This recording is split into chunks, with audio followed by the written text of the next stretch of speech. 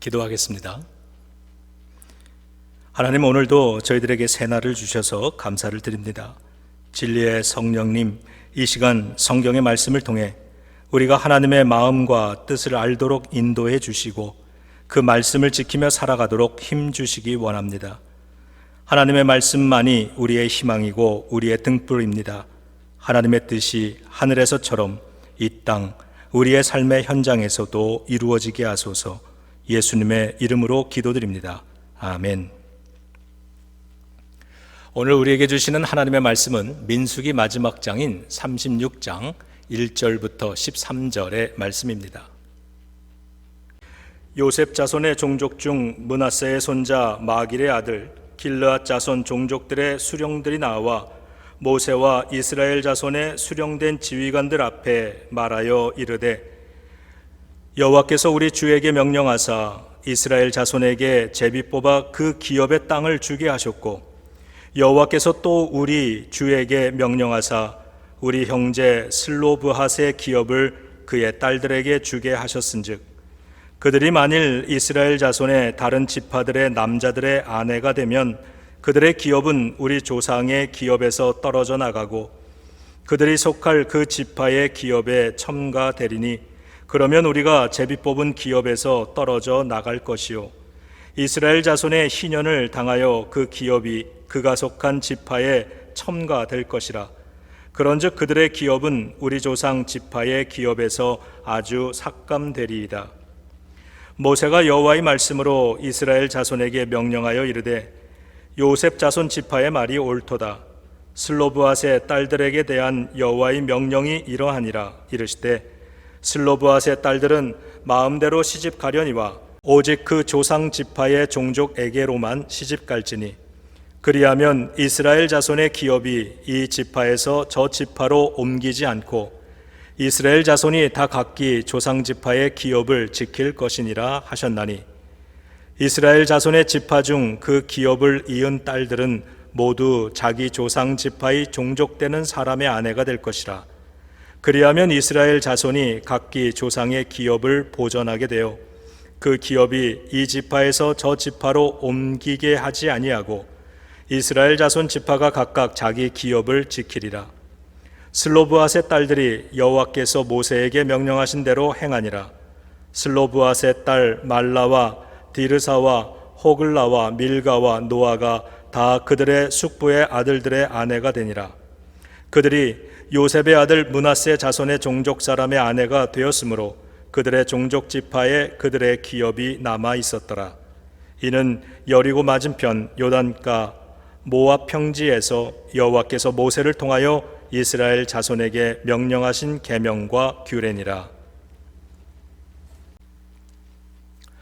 하나님은 가나안 땅을 12지파들에게 분배해 주시고 각 지파들은 그 분배받은 땅을 다시 자기들에게 소속된 가문들에게 재분배하게 될 것인데요, 그렇게 분배받은 땅은 절대로 다른 지파에게 팔거나 넘겨줄 수 없다는 것이 하나님의 명령이었습니다.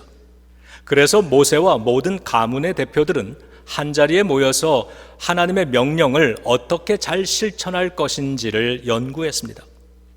그 과정에서 문제가 제기되면 하나님이 정하신 대원칙 안에서 해법을 찾았습니다. 대표적인 예가 슬로브핫의 딸들의 문제입니다. 슬로브핫 가정은 므낫세 지파의 길르앗 가문에 소속되어 있었습니다. 말이 좀 어려워 보이지만요, 간단합니다. 한국식으로 설명하면 충청도의 한평정씨 가문의 정성호 집안이라는 뜻입니다. 그런데 슬로브핫은 아들 없이 딸들만 있는 집안이었습니다. 그러다가 아버지가 죽자 대를 이어갈 아들이 없었기 때문에 가문이 없어지는 형편이 되었습니다. 그러자 슬로브핫의 딸들이 자신들도 땅과 재산을 상속받게 해달라고 주장했습니다. 이때 모세는 하나님께 나아가 기도하면서 이 문제를 의논한 후에 딸들에게도 재산 상속을 할 수 있다는 결론을 내립니다. 이로써 문제는 해결되는 듯 보였습니다. 그런데 이번에는 다른 문제가 파생되었습니다. 만일에 슬로브핫의 딸들이 다른 지파의 남자들과 결혼을 하게 되면 그녀들의 재산은 이 므낫세 지파에서 남편의 지파로 옮겨지게 된다는 문제점을 발견한 것입니다. 일반적이진 않아도 언제든지 일어날 수 있는 일입니다. 그래서 가문의 대표자들이 이 문제를 가지고 전체 회의를 하는 자리에서 모세에게 질문을 했습니다. 이스라엘에게 아주 곤란한 난제가 생긴 겁니다. 오늘의 본문은 모세와 백성들이 어떻게 이 문제를 해결해 나가는지를 보여주고 있습니다. 우리도 살다 보면 해법이 잘 안 보이는 문제들을 만날 때가 있지요. 해결이 어려운 아주 곤란한 숙제들이 생길 때가 있습니다. 이럴 때 여러분은 어떻게 해 오셨나요? 만일에 앞으로 이런 문제가 또 생긴다면 우리 가정은, 우리 교회는 어떻게 해야 할까요? 어떻게 하는 것이 신앙적인 방법일까요? 그 질문에 대한 대답을 우리는 오늘 본문 속에서 찾아볼 수 있을 것입니다. 5절에 보면 모세가 여호와의 말씀으로 이스라엘 자손에게 명령하였다고 했습니다. 첫째로 그들은 하나님의 말씀 속에서 해법을 찾았습니다. 우선 모세는 이번에도 이 문제를 가지고 하나님 앞으로 갔습니다. 자기의 합리적이고 이성적인 지식과 분별력 또는 경험만 가지고 해법을 찾지 않았습니다. 지도자라는 자신의 직책에서 나오는 권위로 사람들에게 지시하지 않았습니다. 대신에 모세는 하나님께서 친히 말씀해 주시기를 원했습니다. 자신의 권위가 드러나는 것보다 하나님의 권위가 드러나기를 원했습니다. 그래서 지금 모세는 기도하면서 하나님의 말씀 속에서 해법을 찾았던 것입니다. 가정이나 교회를 움직이는 힘은 하나님의 말씀으로부터 나와야 한다고 믿습니다. 한 가정의 가장은, 한 공동체의 어른은, 한 교회의 지도자는 자신들을 움직이는 힘이 사람으로부터 나오지 않게, 재정으로부터 나오지 않게, 프로그램으로부터 나오지 않게, 파벌 권력인 핵심 관계자로부터 나오지 않게 해야 합니다. 그렇게 실천하는 모세 같은 사람이 좋은 어른이고 가장이고 지도자입니다. 그뿐 아니라 모세로 하여금 그렇게 기도하도록 지지해주고 모세가 전달하는 하나님의 말씀을 경청하는 이 백성들은 정말 훌륭한 사람들입니다. 이렇듯 기도하는 사람들, 하나님의 말씀을 묵상하는 사람들은 아무리 어렵고 복잡한 상황 속에서도 하나님의 음성을 찾을 수 있고 성령님의 인도를 받게 되는 줄로 믿습니다. 이렇게 하여 모세는 하나님의 말씀을 받았습니다. 그리고 백성들에게 전달을 합니다. 모세는 먼저 슬로보핫의 딸들은 자신들이 원하는 남자에게 시집갈 권리가 있다고 선포합니다. 그녀들이 가문으로부터 강제적인 결혼을 요구받거나 부당한 일을 당하지 않도록 보호해주기 위함으로 보입니다. 그런 후에 슬로브핫의 딸들에게 명령하기를 너희들은 너희 가문으로부터 기업을 물려받았으니 같은 지파 사람하고만 결혼을 해서 하나님이 명령하신 대로 이 분배된 재산이 다른 지파에게로 옮겨지는 일이 없도록 하라고 명령했습니다.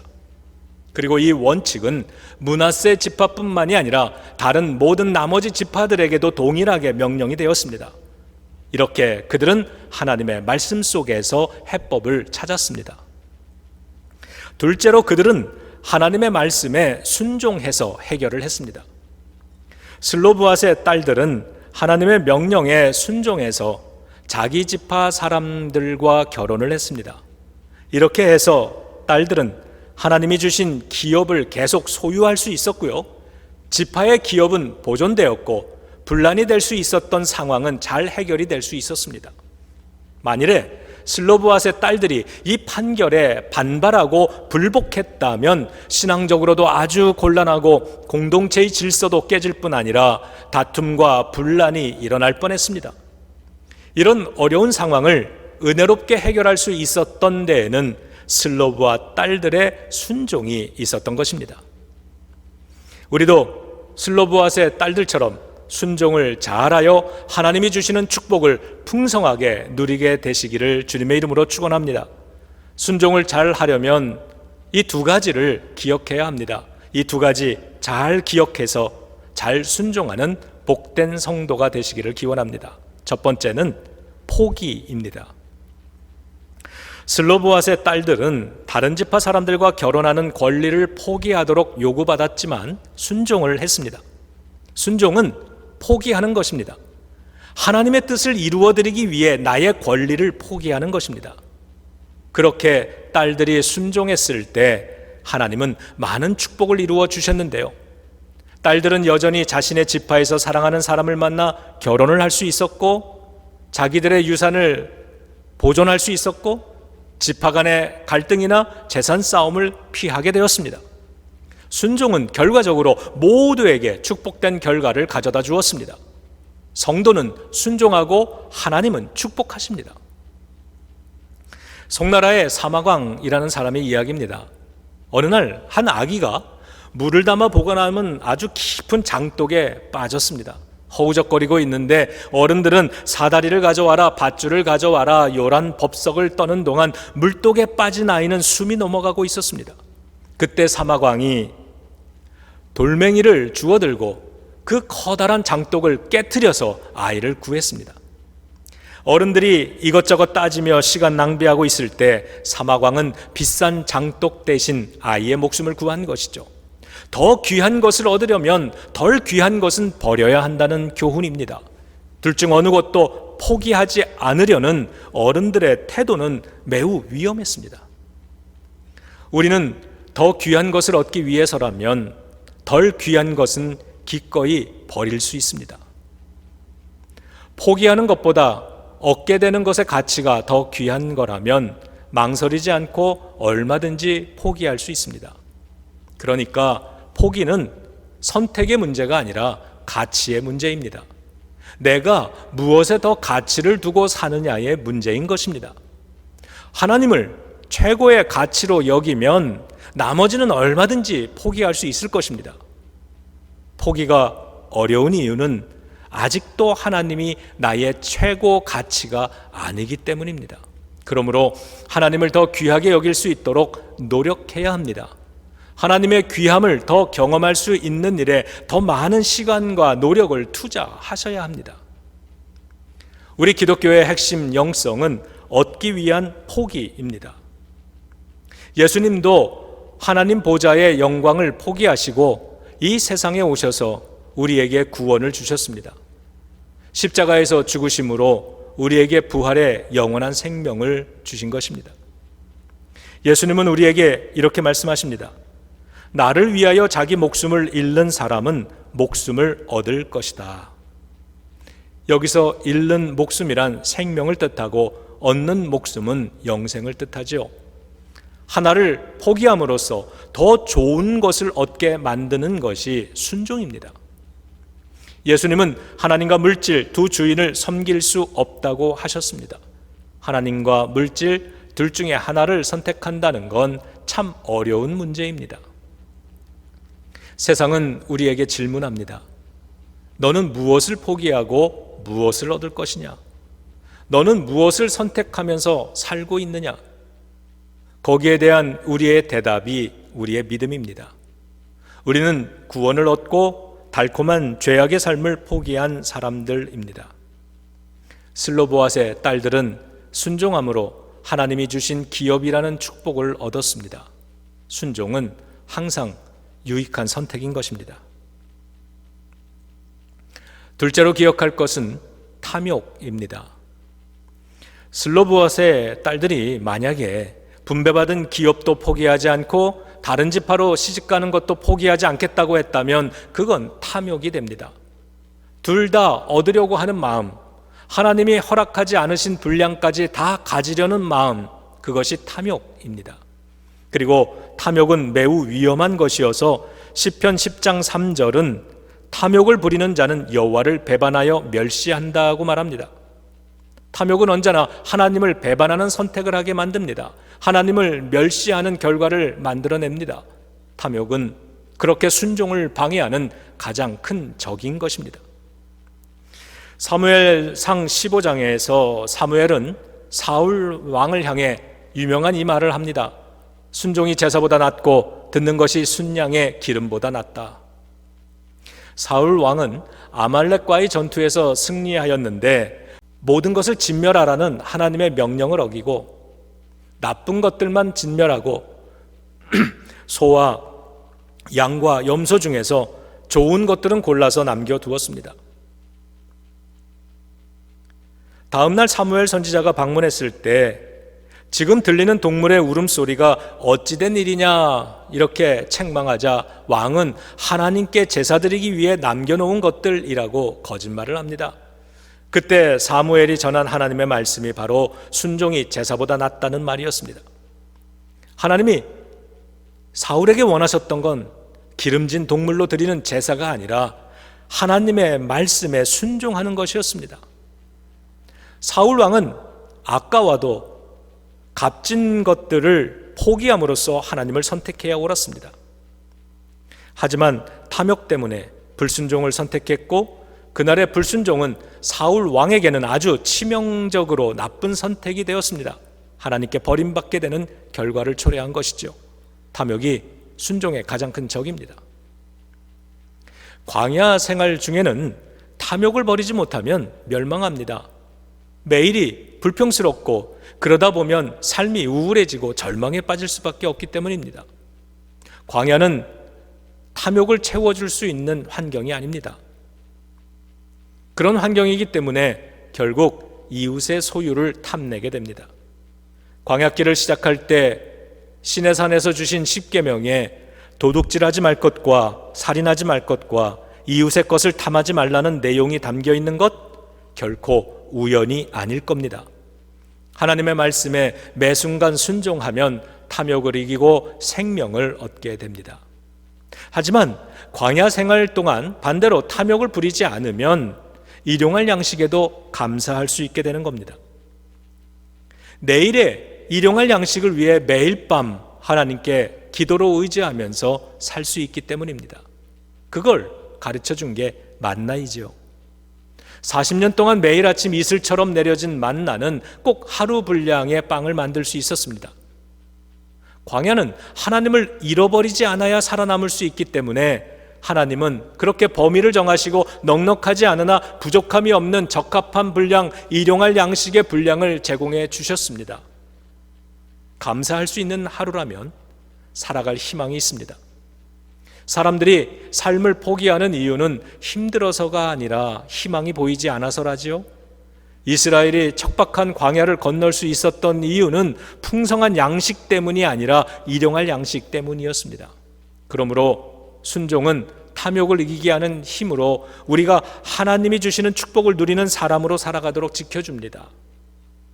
만일 우리가 욕심을 내야 한다면 탐욕이 아니라 고린도전서 12장의 말씀처럼 신령한 것을 사모하는 거룩한 욕심을 낼 수 있기 원합니다.